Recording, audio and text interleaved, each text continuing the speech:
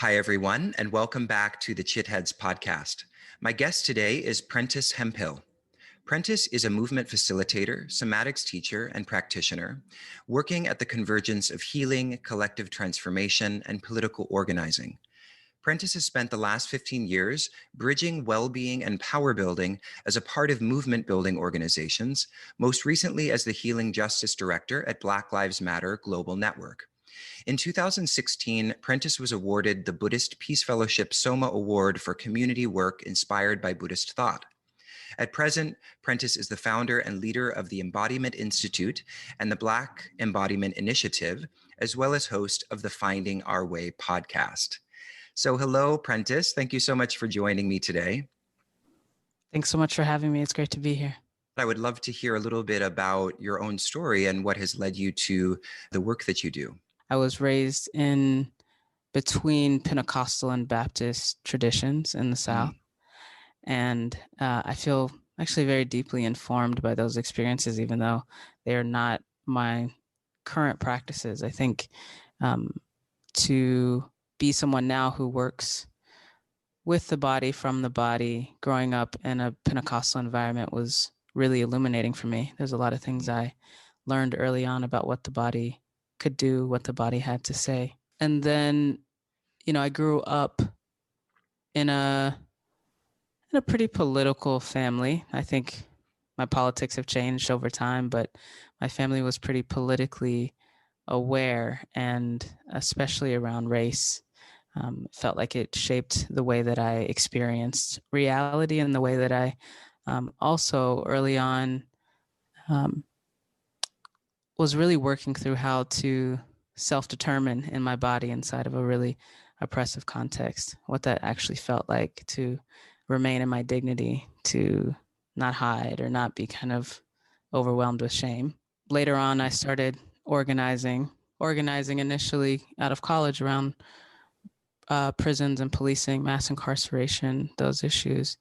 And I think feeling the magnitude of the trauma that my community and other communities had experienced really led me down this path of understanding trauma, understanding healing, and bringing it all together. So it has always kind of been woven for me, the healing work or all of the practice that we talk about has always been deeply tied for me to my own experience of liberation and also my community's experience of liberation also.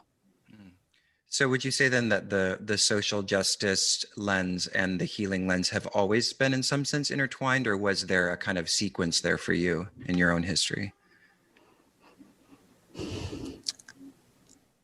I would say that they've mostly always been intertwined or mostly been in conversation with each other. There are spaces where I've been trained or where I've done, intentional learning where I can feel that people are pulling them apart. But for me, because they always felt so connected, there were always questions that brought them back in closer connection. We're talking about, in all of these contexts, we're talking about our lives and the experiences of our lives. So to separate that out felt like a real challenge for me. We're talking about who gets to show up to these spaces. So I think they've always been intertwined. And as I got more honest about that, I feel like my practice has gotten deeper. And when did you encounter Buddhism? I would say probably when I was about 24. So a little under 20 years ago for me. I had an experience in college where kind of unprompted by anything, I was just lying down one night, didn't know anything about Buddhism or any other practices. At that point, I knew about Christianity primarily. But I was lying in the bed and I was looking at my desk and realized that I had never really seen my desk.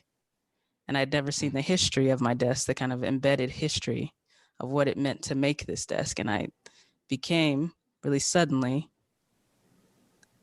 awake to the presence of the desk and the integrity of it.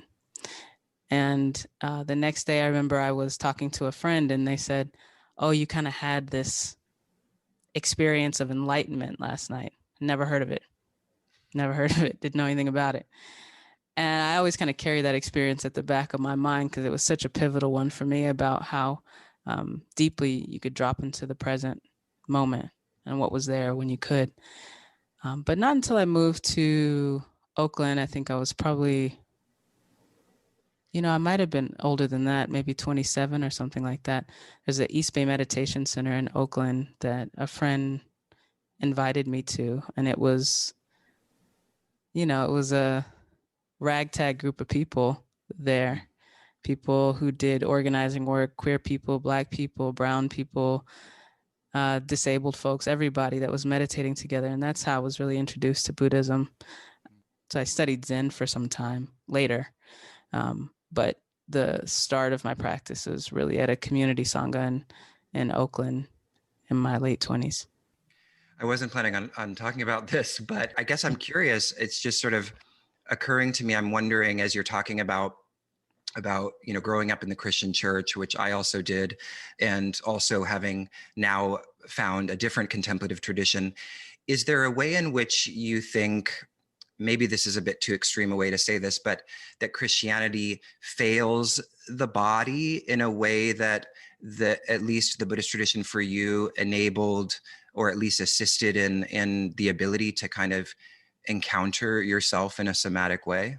No, I wouldn't say that. And I wouldn't say that because, I grew up Black Pentecostal. I grew up between Black Pentecostal and Black Baptist. My grandmother sang in the choir.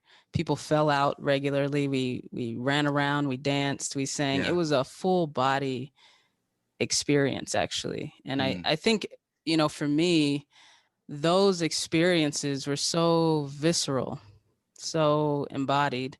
And those are the things that I was really taught when I'd go into other spaces to be shameful about, was how expressive and how full of feeling those experiences were. So I can see in some way, there are ways that I felt shamed inside of my body. And then there were ways that it was just, I think leaps ahead of other spaces I've been in terms of being able to incorporate or center the body.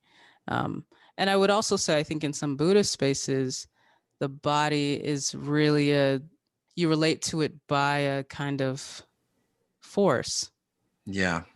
And that's not true for, every space, but I have also experienced that. So I think any kind of set of beliefs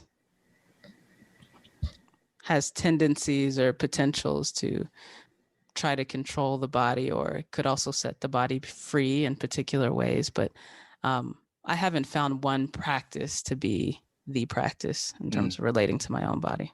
Has your experience with your Pentecostal kind of roots and your Buddhist contemplative tradition, has that been compatible in a certain kind of way? I find them both useful for different things. Actually, I find them both useful for different things. So in that way, they're compatible in my body or through my expression, but very, very different, very, very different orientations, very, very different intentions, but both useful, I think, for the kinds of wildness that my body contains and what it wants to express. So I don't situate myself in any particular sect of anything. I see them as sets of practices and frameworks and beliefs and pathways and ways of communication that are sometimes useful and sometimes not, depending on what's inside of me. That seems like a very healthy, pragmatic perspective. So let's talk a little bit about your work in somatics, and I want to read something that's actually on your in one of your extended bios on the website. And it says, fundamentally that is Prentis's work, is to disrupt the complacency and comfort of mainstream healing and therapeutic models and infuse what we know of justice, repair, and accountability into our deepest work of transformation. So there's a few different ways I want to kind of explore this. And the first is just, how does a somatic approach to therapy shift the dynamic of traditional therapy as you see it? One way is that we can have a really good idea. We can have a great insight. We can suddenly realize something we didn't know. Mm-hmm. But that doesn't mean that we can do it, or that when the time comes to make a different decision, we won't do what we are well practiced in or what we've always done, what we've been trained to do. So somatics for me is that next level of looking, awareness, practice that incorporates as much of the being as possible in the work of change or healing, which is change work also. So um, it also just gives us I think it's, for me, it starts to really texture my life in a particular way, the experience of my life, the subtleties of it, the language of it, the language of my experience feels so much richer, and that there are emotions or feelings or perception that I didn't actually know existed. I was joking with someone the other day, I have a feelings wheel on my wall because I'm trained as a therapist. So I have a feelings wheel, and I hate it because I feel like it colonizes feelings so much. Yeah. There's so many things outside of that wheel that are possible to experience. So I think when we are inviting the body, we're inviting what's beyond our kind of knowing, Mm-hmm. or what we've decided is true about human feeling. We're um, allowing discovery and self-discovery and mutual discovery to really be at the center of it. So I think in that way too, it kind of upsets some of the paradigm around how we think about therapy. It really honors the experience, I think, of our lives.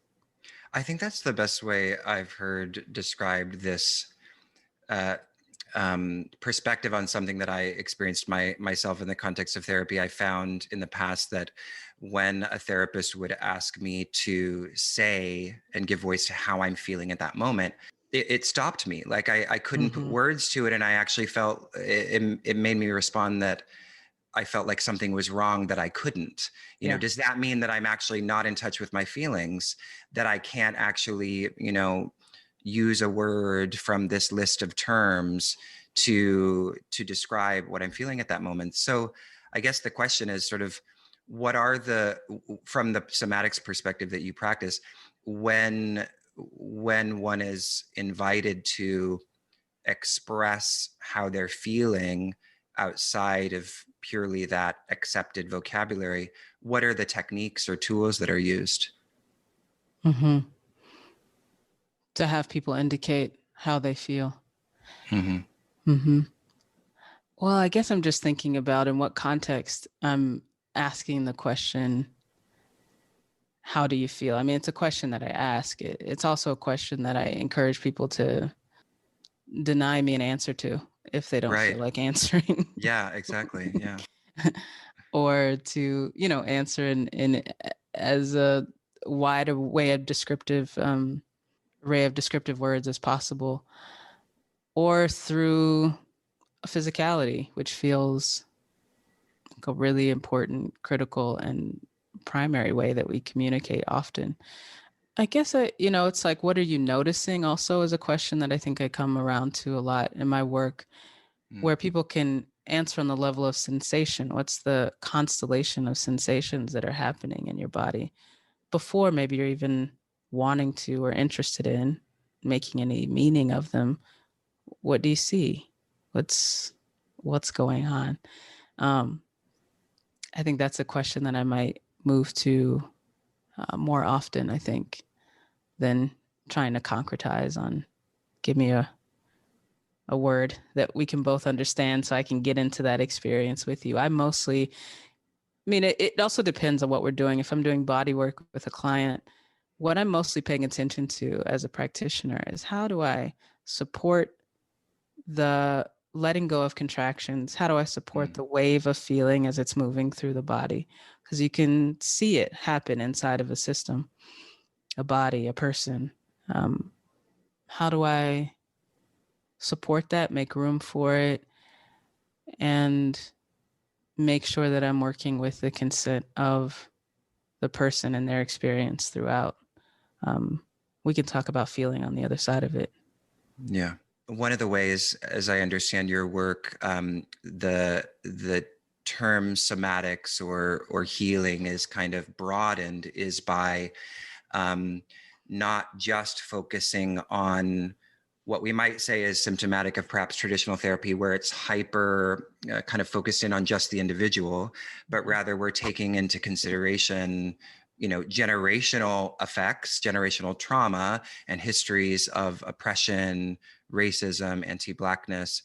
So how does this history and this, type of embodied experience inform our need to shift our approach to healing? Mm-hmm.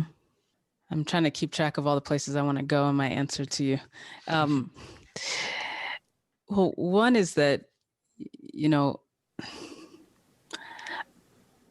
the term somatics for me is very, very helpful for us in this moment, in this context. But it really only makes sense as a term kind of after colonization. It doesn't make sense as a term or a body of work or a canon before colonization. And I think that it is both, it can have embedded in it the impulses around colonization, as well as it can have embedded in it the impulses around liberation. I think it, at its best, it is a framework that allows us to that's one of the things that it can do, but allows us to bring together knowledge from so many of our communities and have them be in conversation with us. For me, one of the things that it has done that has been very, very helpful is to validate the things that I knew and the things that we practice culturally, to understand them, and to attempt to recover some of the things that had been, for many of our communities, our indigenous ways of practicing have been systematically kind of taken from us. And then in the ones that weren't systematically taken, we've dropped them due to shame or assimilation or all of these things. So I think somatics has also helped me go, oh, we've been doing this. There are practices, there are ways of being that we have been doing. And those practices that I was talking about earlier, the way that we have been in our bodies, in my community, the way that we have created culture to move things through our body is somatics, deeply somatics, or whatever you might call it. So first I want to name that.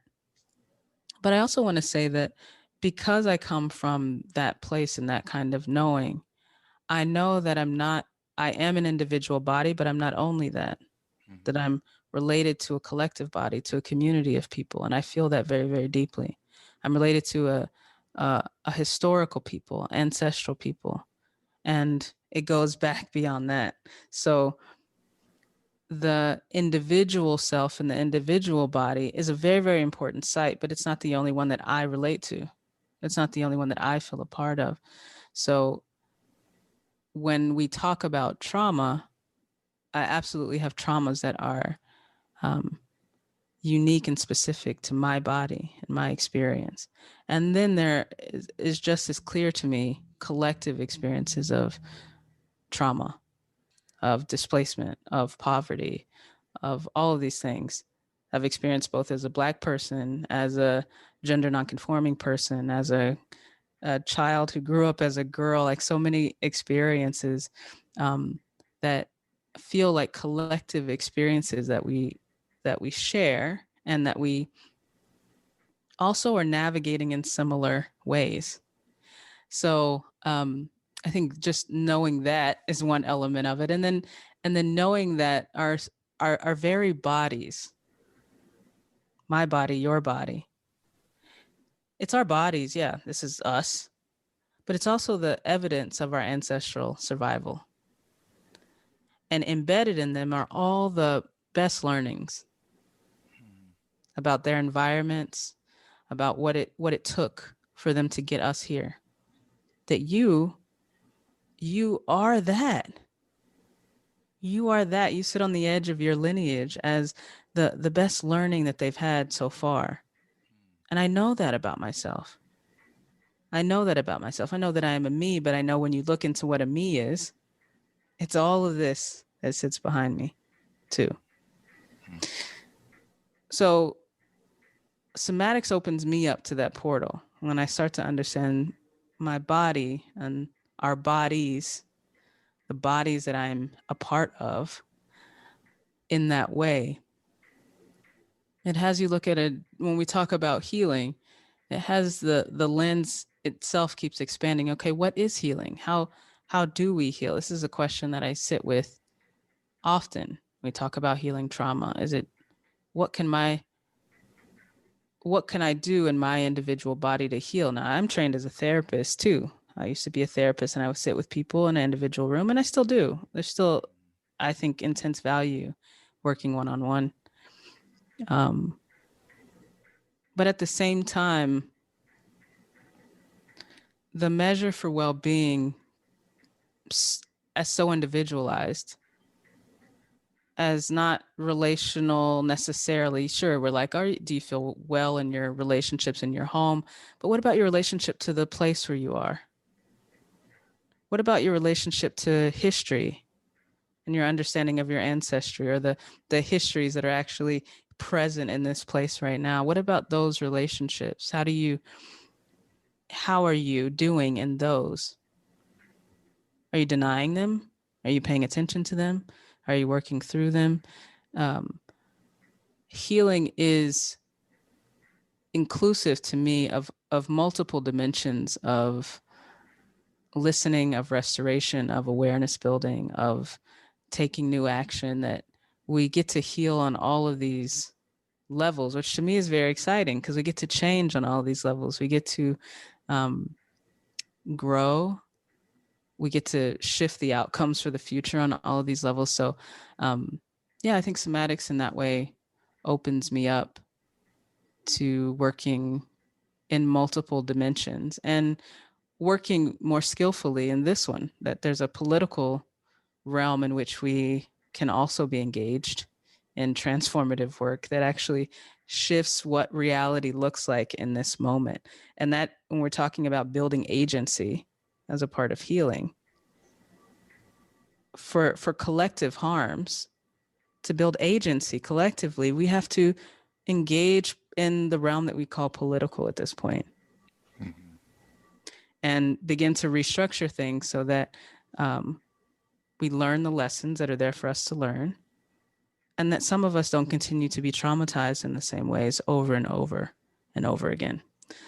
There's a lot more I could say, but yeah, well, I feel like that was so beautiful, and I wanted to kind of rewind because you said something really powerful, and I just was wondering if you could unpack it just a little bit more, which is this idea that somatics only arrives after something that we then call somatics only arrives after colonization. So can you talk a little bit more about what you mean by that? I was recently reflecting on, people talking about gun culture, and I don't want to get too much into that, but that people would identify their culture as being about guns was so interesting to me. Mm-hmm. That your culture is guns. I often say that, a lot of what we call American culture at its core is about denial. Like the practice of denial is so embedded in American culture, guns and denial, because you need guns to enforce denial, right, or to silence those who refuse to deny. Yeah. And I think that culture, when I think about what culture has offered at times, and I'm not one to romanticize any particular moment in history. I know everything has its troubles, but I know that many of our practices that we call culture are about the body and are about restoring the individual and collective bodies, or are about kind of syncing up and organizing individual and collective bodies for whatever task is at hand. But many of us no longer use kind of our cultural implements effectively. They've been commodified. So the beat that I might use to get us ready to, I don't know, go to war or for birthing babies or for celebration of accomplishment are no longer used in those ways to do those things. They're kind of just out here at any point in time. But I think our cultures were more indigenous practices that we all have, if we trace far back enough, were about being in relationship with place, sharing the meaning of that place, getting that deeply embedded in our own tissues through ritual. We're about figuring out how we process things through, sync ourselves up. All these things we talk about inside of somatics now, I think was the central intention of many of our cultural practices before. But a lot of that, as I said, has been erased or devalued. And now we're starting to put back together the pieces. Oh, these things were actually, they had a real intention. They served a purpose inside of a society. They weren't just a frivolous thing that we did. They actually mean something, and we can recover those and use them well, I think. But somatics to me as a field wouldn't have made sense at some other point in time, but it makes sense now. Right. It's one of the names by which we reclaim these things that were lost. Yeah. And how we communicate across difference too, because our ancestors may not have had the same practices, but now we can say, oh, we both have nervous systems and these are the things that they do. And we can find a practice together or communicate about our own practices through this mediated thing that we call somatics, but it doesn't, we would have called it something different in our specific location or place before. Yeah.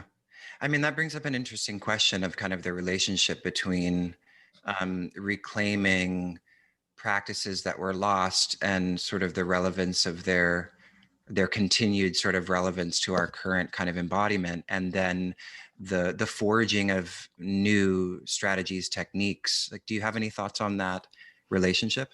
Yeah, one of my elders in Hawaii, Auntie Puanani Burgess, I was sitting with her one day and she said, well, my partner's from Hawaii. We lived in Hawaii for a long time because that's where she's from. And I made a lot of deep spiritual and political connections with folks there.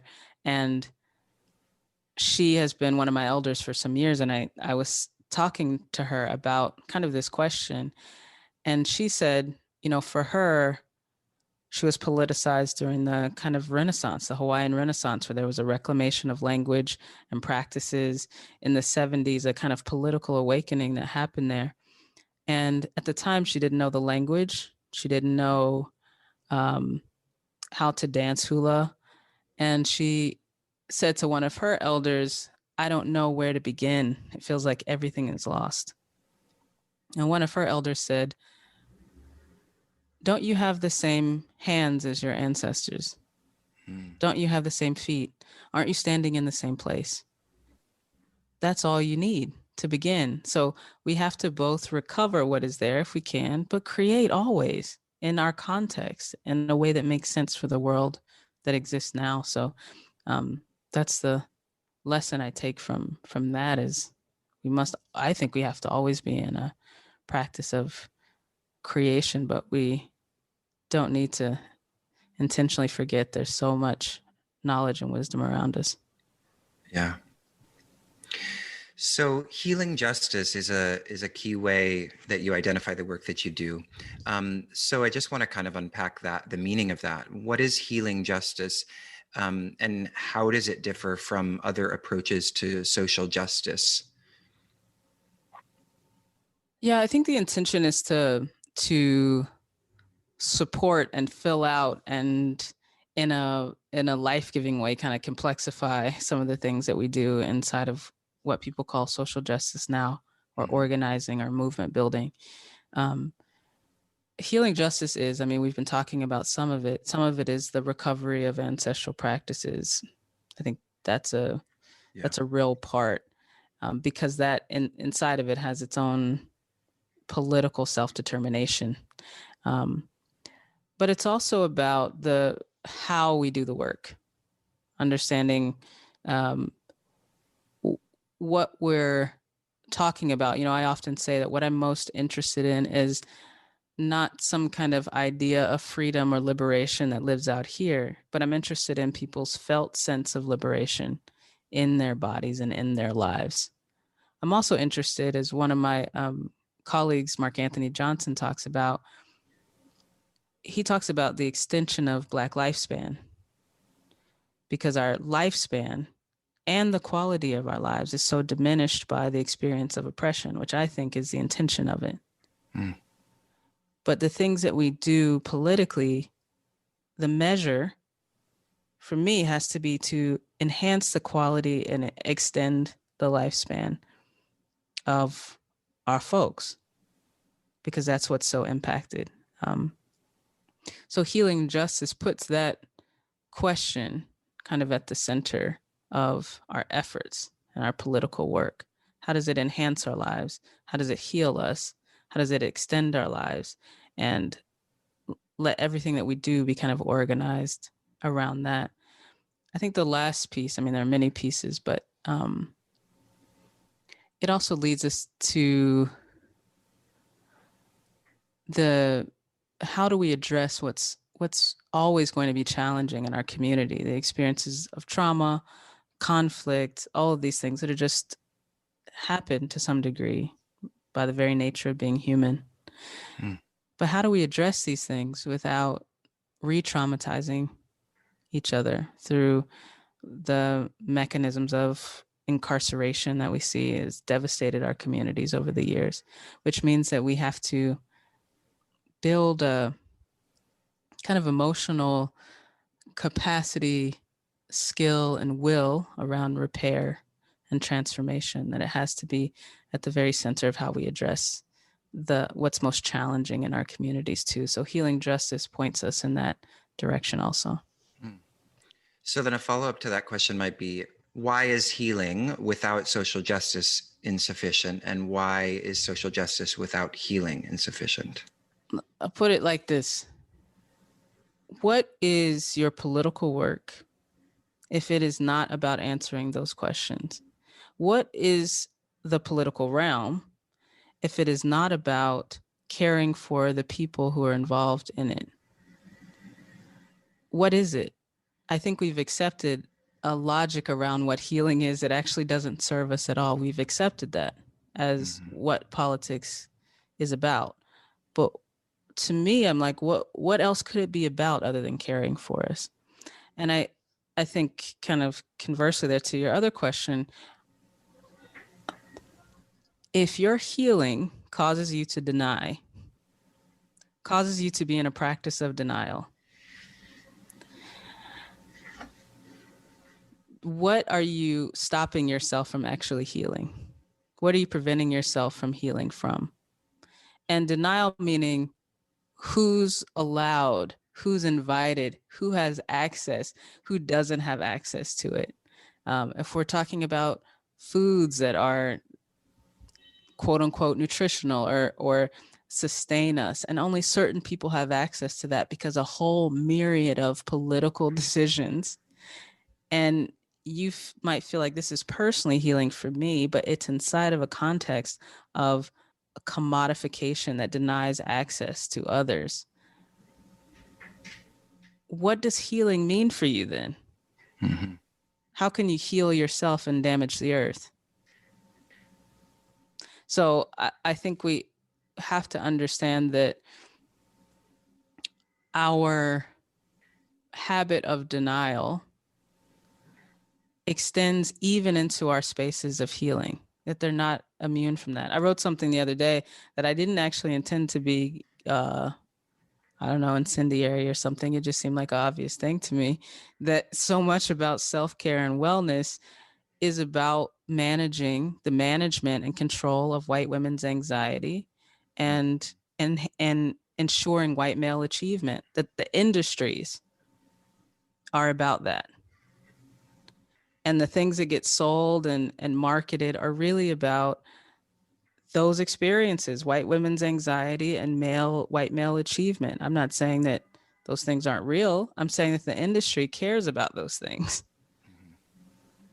it's not interested in what will it take for Black communities that went through the war on drugs. What will it take for those folks to heal from those multiple and compounding traumas? That's not in the self-help aisle. Yeah. You know what I'm saying? Yeah. So I think we have to keep looking at what is actually healing and what is trying to keep some people complacent because it doesn't want to disturb the status quo enough for more of us to heal. Yeah. What you're saying about so much about the wellness industry being about managing white women's anxiety, it reminds me of there's a friend of mine who's quite outlandish on social media, or quite outspoken, and she loves to kind of point out these ridiculous memes that some of these wellness leaders present. And I want to read one to you because it just brings up what you're talking about. And this is from, well, I'll say it, to be magnetic. Mm-hmm. Your relationship to money directly mirrors your relationship with yourself. Money flows when you heal what's holding you back. And she, that is Alex, crossed this out and put, your relationship to money directly mirrors systemic racism. Money flows when you heal systemic racism. Period. Yeah, Period. absolutely. Absolutely. But it's this ongoing, universalizing of a version of wellness that is really just about, exactly like you said, just, oh yeah, your own problem. The only problem you have is just your own projections on the world, which Yeah. also can be a misinterpretation of Buddhism, right? Right. In certain instances. That's right. And it's like, no, actually, there are systems, there are structures That's that are right. perpetuating these things. And it's offensive, right, to then universalize that message and expect that it's applicable to everyone. That's right. And it's been really challenging, for me on that end to, I live in this kind of liminal in-between space where I feel adjacent to that world, but I don't feel accepted by that world. And I actually am not interested in that, but trying to support people who maybe come from places more like the places I come from, to trust that wellness is something that could have relevance for our lives if we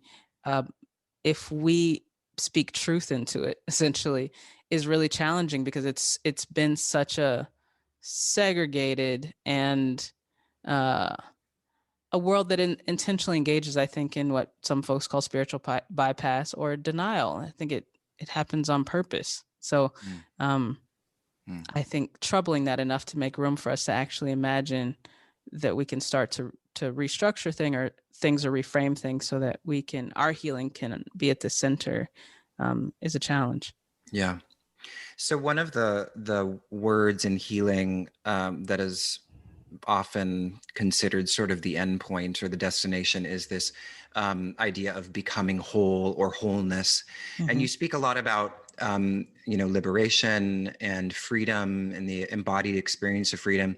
So I'm wondering if you see these concepts as synonymous, or if you think this idea of wholeness is actually problematic in some way and would differ from something like experiencing felt liberation in the body. My honest answer to that is that there are folks in my life who are disability justice organizers who have really troubled just the use of the term wholeness. Where I am is that there's never a moment where you are not whole. So I don't always know how to engage in it. I know that there are moments where we can be disconnected from parts of ourselves, or parts of ourselves can be under-resourced. But to say that we are whole or unwhole, it's not exactly a paradigm that I relate to. And yes, for me, it's I'm interested in that felt sense of liberation, which for me doesn't mean that you feel good necessarily. Healing doesn't make you nice. It doesn't mean that you feel good all the time. It means that you feel what is there, and you get to be more real time in your life, and that there's more of a capacity, I guess, to be with more.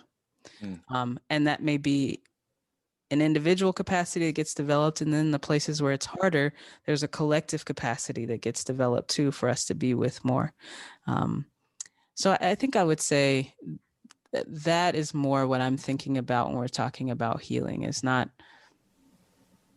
becoming whole, but to just be in our lives as they are. Yeah. Which might not sound that exciting, but to me, there's nothing more exciting than that. Well, and I like that you just sort of very quickly passed over this idea that I think is quite provocative for a lot of people, which is this idea that being quote unquote whole, or being, present with the body, or in some intimacy with your own felt sense of freedom, doesn't necessarily entail being nice all the time, right? Because we have this notion in our various wellness communities that to the degree that you are quote unquote whole or liberated, in whatever sense your contemplative tradition happens to unpack that word, you are going to be super nice and saintly. Yeah, totally. I'm not nice. I want to say that. I feel that I am mostly kind and mostly warm and mostly curious, but I'm not nice. I don't think anybody's ever called me that. And what's the difference then between kind and nice from your perspective? Nice feels like an effort or a standard that feels important to me to hold. It doesn't feel that way to me. I think there's a warmth that I feel around my own life and other lives around me. I feel curious and open to life. But I don't feel that I need to perform any particular thing. Niceness feels like a efforting and a willingness to override what is actually happening inside of me in order to pretend a particular kind of affection towards another person. And I'm not willing to override how I feel. It's actually what I've done so much work not to do, is to override how I feel. But I feel generally warm. I feel what comes from me, from my deepest place, is a curiosity. But I'm not nice. I'm not mean either. I don't go out of my way to do that. Yeah. But if I have something to say that feels hard, I work to be able to say that. Yeah, exactly. Yeah. It seems like there's something in between, nice and mean that is utterly important to everything we're talking about, namely a kind of, I don't know, an intensity that's very pointed and, guided by a certain imperative of healing or healing justice. And that doesn't always show up as, the nicest of words, but is still somehow necessary to this path. Absolutely. And I never feel the intention of denying anyone their dignity or denying myself my own dignity. But I can tell that there are some people trained in the world, unconsciously trained, to find my dignity threatening, scary, fearful, for lots of reasons. I was not trained that I could say what I felt clearly for a lot of reasons. It's dangerous or unattractive or all of these things. But I like myself so much more when I say what I feel in the way that I feel it, and in a way that I think allows us all the capacity to change, be dignified, all of that.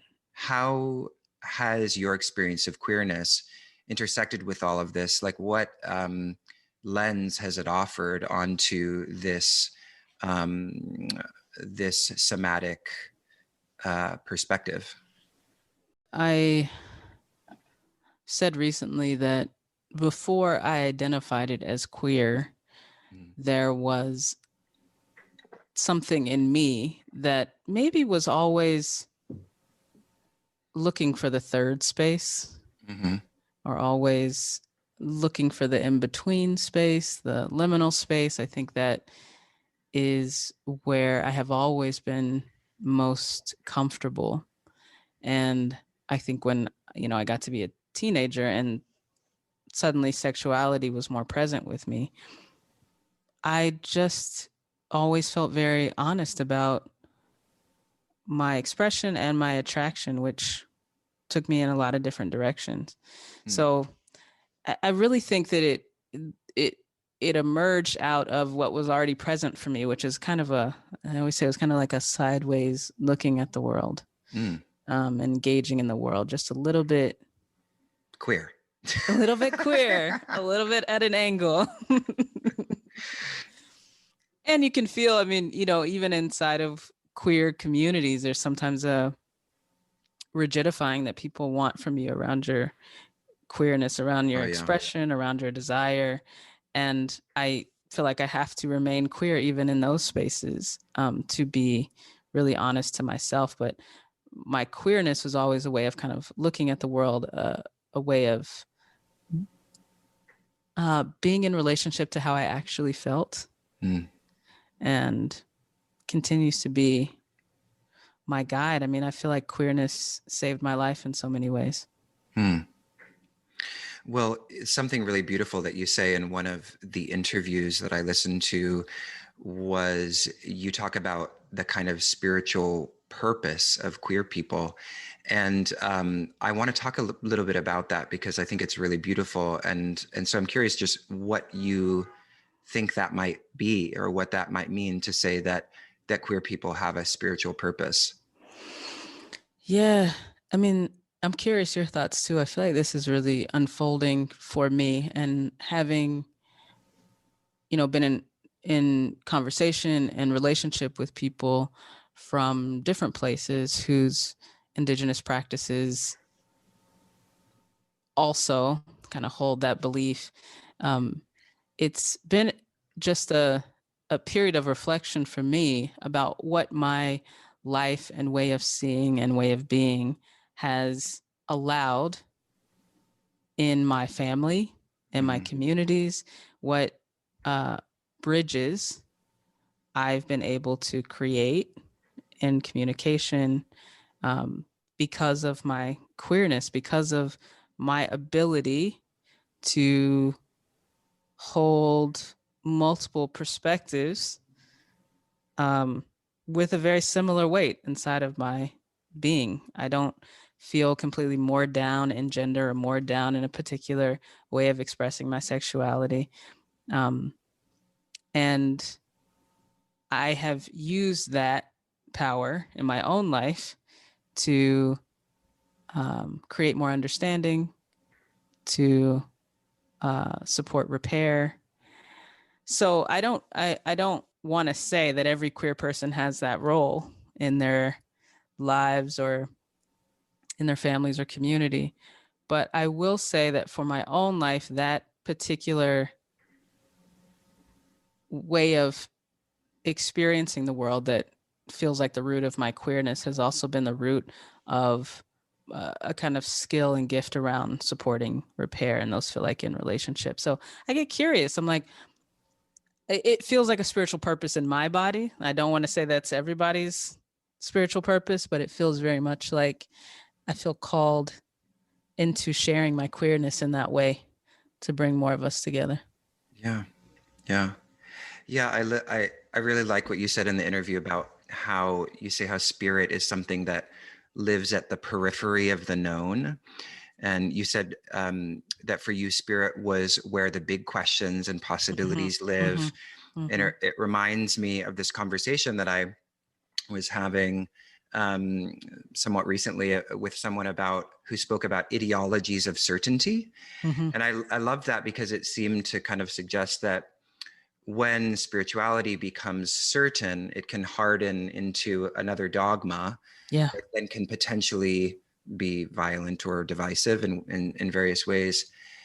So to me, like, that seems to invite this kind of, your definition of it, living at the periphery of the known, is sort of this queer definition of spirit that keeps us from defaulting back into kind of rigid formulas of behavior or experience. And I think that for me, when I think about, and of course I had the language of coming out because that was, my generation, that was the experience. But for me, the encountering now in retrospect, of course, at the time it was, traumatic in its own way. But in retrospect, I see it as it's almost analogous to an awakening type of experience in that it forces you to look differently at all of the ways in which you've been socialized to behave, all of the ways that you've been taught to think, because you cannot fit into those ways of thinking. Yeah. And so it's traumatic because you didn't necessarily choose to be, launched into that trajectory. And so it can be kind of somewhat painful, but in retrospect, it's like it forges this new openness toward possibility that I think is profoundly spiritual. And for me, I guess, in my own, now I'm a 38-year-old gay man, and gay male culture is very much established. And so for me, like the spiritual kind of part of the spiritual call, I feel like is remembering to inhabit that space at the periphery of the known, rather than merely being like, okay, well, now there's a lovely set of formulas for what it means to be a gay man. I can go ahead and, situate myself in any number of different ways that have been established. But yeah, there's something, at least for something for me, that seems to be a little bit of maybe betrayal is too strong of a word, but a relinquishing of the insight that is in that experience of being frustrated out of a paradigm. That's right. That's right. That's such a beautiful reminder. I was thinking about when I was 16, I came out and I said, I'm a lesbian. And then that week, this boy moved to town and he was so cute and he had this gap teeth. And I was like, oh, crap. And I remember he came to me and he was like, do you want to go out? And I thought, I wish you'd come like 2 weeks earlier, because I just had this big coming out thing and now you're here and it's messing up my whole thing. And everyone's going to be like, wait, didn't you just tell us you're a lesbian? So now you're confused. Exactly. And it's I'm just grateful that I was able to kind of laugh about it and be just okay with myself and curious about myself, because there are so many paths we can take that, like I said earlier, want to make you into a rigid thing, but to be really, that kind of the periphery of the known is really about being in your body and really about being in relationship to your body, and not just allowing that relationship with your body to be usurped by who people tell you that you are and what you feel, therefore. But to be present with what is actually happening for me. What do I feel? What do I feel called to do? What do I feel called to express? What do I feel drawn to in this moment? And that may be for the rest of my life, and it may be right now. But I don't owe anybody.